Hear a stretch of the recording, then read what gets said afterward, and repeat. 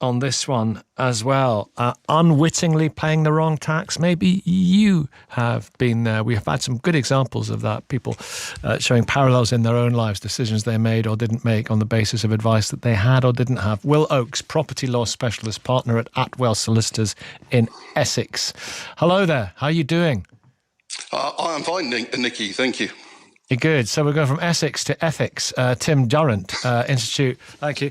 Institute for Government Programme Director, to talk about a bit of the ethics of the situation. Good morning, Tim. Morning, Nicky. Great to be here. Hi. Right. Will, I was saying earlier on that I was reading a lot of this stuff this morning, HMRC stuff and other stuff, and my head hurts, Will Oakes. Yeah, and I think that's sort of fair enough. I mean, on the face of it, the rules are fairly straightforward, but this is an unusually complex situation. There's lots of codicils and caveats and subclauses and all that stuff, isn't there? Well, I think that's right, and it seems to be this personal injury trust relating to Angela Rayner's son that has thrown the real complication into this situation. The background being, of course, that the suggestion is that she didn't pay the surcharge on an additional property. She said, I didn't own an original property. It belonged to my son's trust. And the question is whether or not that should have been declared or understood at the time that she bought this property in Hove. Professional advice was taken when she set up the trust, wasn't it? So what recourse is that? What kind of a justification or what kind of an excuse is it when you ask a lot of people for advice and they'll give you the wrong advice and they are meant to be knowledgeable for professionals? Is that any mitigation? Well, I think it is. I mean, I think it's important to remember that there are separate disciplines at play here. On the one hand, when she was purchasing this property, Angela Rayner instructed a conveyancing solicitor, an expert in property law. She didn't instruct, it seems, or take advice from a tax specialist at this particular point. Whether she should have done, I mean, my personal view, not a legal opinion, is that perhaps someone who's as high profile as that, who's in the public eye, and who knows her arrangements are as complicated as they are, probably should have thought, I need to get a second opinion on my tax liability here.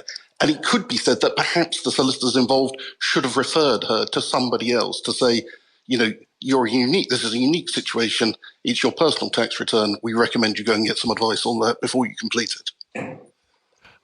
We are going to see a lot of journalists knocking on a lot of doors of a lot of law firms and a lot of accountants trying to find out who did this advice and gave this advice. That's another angle of the story that editors will be saying, go get. But am I right in saying that if you're selling your main residence and buying a replacement main residence, you either do not have to pay the surcharge or you can recover it even if you have a third property? Is that right?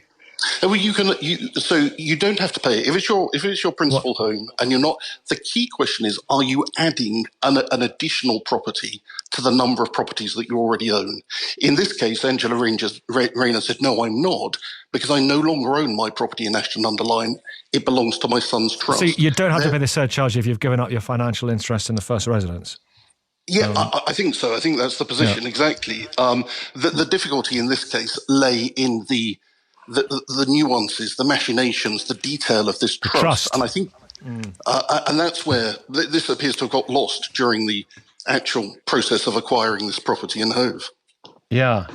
It's such a fascinating issue. There's so much that, I mean, any of our listeners, if reasonable people, and most of them are brilliant people, but if you were employed as a leading KC, I think anyone could make a strong case on both sides if you were being paid to do so.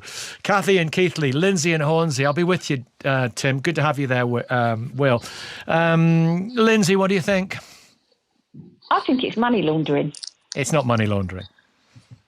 You don't think so?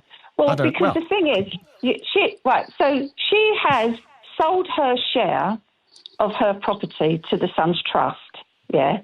Then she's taken the money out.